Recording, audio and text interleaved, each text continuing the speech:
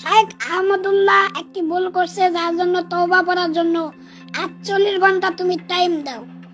আগে তুমি আহমদুল্লাহর কাছে মাপ চাও। আমি কি তোমাকে তওবা করতে বলি নাই?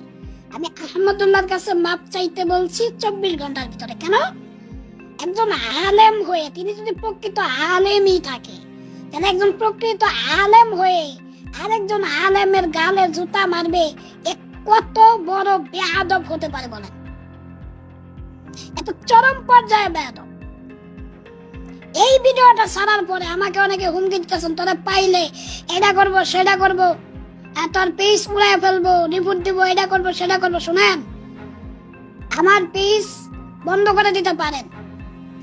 আমার উস্তাদ আল্লামা মামুনুল হক সাহেব বলছে না, মামুনুল হক সাহেবের কণ্ঠ বন্ধ করে দেওয়া হলো একজন খাঁটি ইমানদার এবং মুজাহিদের কণ্ঠকে স্তব্ধ করে দেওয়া। তো আমি আজকে বলতে চাই, হকের পক্ষে কথা বলছি বিদায়, একটা প্রতিবাদ করছি বিদায়। আজকে আপনারা মনে করতেছেন যে পেজ উড়াইয়া দিবেন, পেজ রিপোর্ট দিয়ে নষ্ট করে ফেলবেন, আমার এইটা সমস্যা ওইটা সমস্যা, এবং কি মা বাপ সহ তুইলা আপনারা গালাগালি করছেন। প্রায় 5000-এর উপরে কমেন্ট আসছে, 5500-এর উপরে।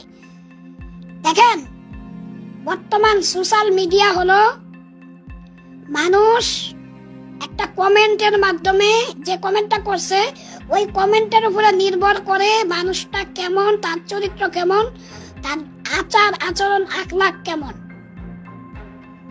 একটা মানুষকে আপনি তুচ্ছ ভাষায় গালি দিলেন, আপনি খুব ভালো?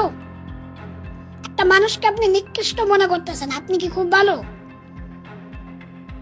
তো আমার সবচাইতে বেশি খারাপ লাগছে সেই বিষয়টা, সেটা হলো আপনারা তাদের ভক্ত থাকতে পারেন,